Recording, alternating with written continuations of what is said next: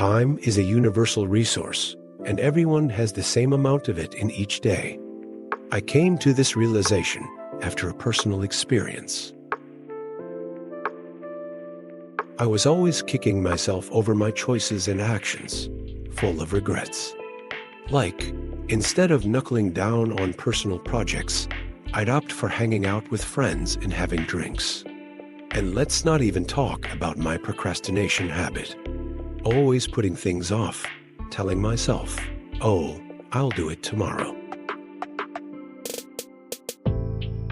But everything kind of clicked when I started my engineering masters. I met this girl, not like supermodel gorgeous, but she had this charm that got me hooked. Our talks were just wow. I spent hours on the phone, chatting about anything and everything. I loved her way of talking, looking at me, and those little compliments that felt like sugar in tea.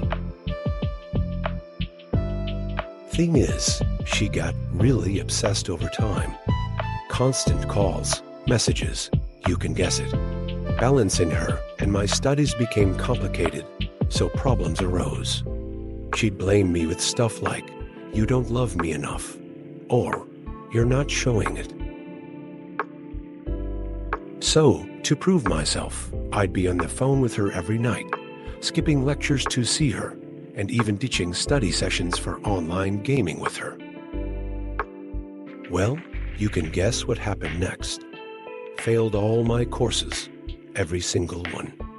I was so focused on this relationship with an uncertain future that I completely neglected my own growth.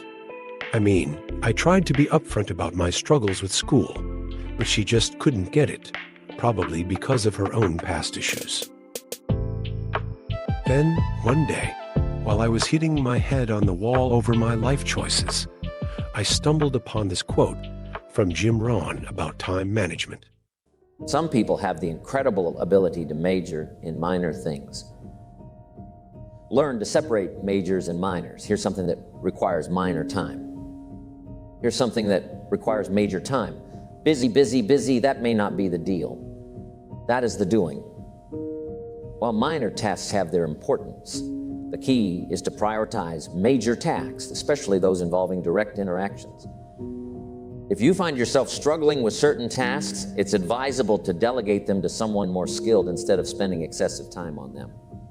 Instead of making unfulfilled promises, it's more effective to organize a plan to ensure the task gets completed. Save yourself from the cycle of promising and not delivering. Understanding and applying this rule can greatly enhance your effectiveness when dealing with various individuals from different backgrounds. Here's some key points about this 20-80 rule. Now, who tends to want most of your attention? It's the larger group, the 80%, whatever group you're dealing with. They might ask, where are the 80? But here's the trick. You need to resist that urge. It's not about ignoring them. It's about being smart and diplomatic. If you want to succeed, you have to do it. You should give 80% of your time to the crucial 20%, and the remaining 20% of your time can go to the larger group. It's like sorting out who needs your attention more. Now, who usually wants your individual time? It's the larger group, the 80%, but what you need to do is be diplomatic and move in the opposite direction. You got to figure out how to balance your time. Group time for the 80, individual time for the 20%. It's easy to get distracted by things that use up time, and before you know it, everything is out of control. Guess what? It never ends. Just trying to balance your life with everything. Time management might be to step down to something easier that doesn't harass you with the constraints of time. I pondered over this for a moment. Life's brimming with details, but was I squandering my time on trivialities? Absolutely, I was. It hit me like a bullet in the chest.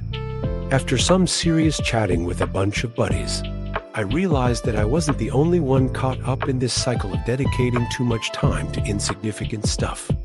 Take, for instance, my buddy who confessed that his whole life shifted when he decided to stop gossiping about colleagues at work and instead invested the time into training programs to enhance his skills.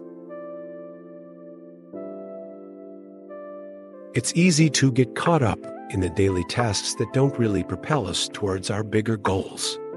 We end up pouring our time and energy into minor details that ultimately don't move the needle in our lives. To stop this, you got to learn how to differentiate between what truly matters and what doesn't. It's crucial to grasp that success isn't just handed out randomly. It takes personal discipline, focused effort, and consistent energy every single day. Yes, I understand it's crucial to find joy in life and carve out time for relaxation and leisure. However, you've got to be mindful of the consequences of letting these diversions dominate your lives. If you don't stay grounded in what truly matters, it's all too simple to fall off course and forget about your aspirations, or like commonly done, change the aspiration to a new one, thinking it's easier. Hence, the saying, all work and no play makes Jack a dull boy, holds true. But equally important is the flip side. All play and no work makes Jack a lazy boy. The sweet spot lies in finding a balance that enables you to chase your dreams, while also savoring the pleasures of life.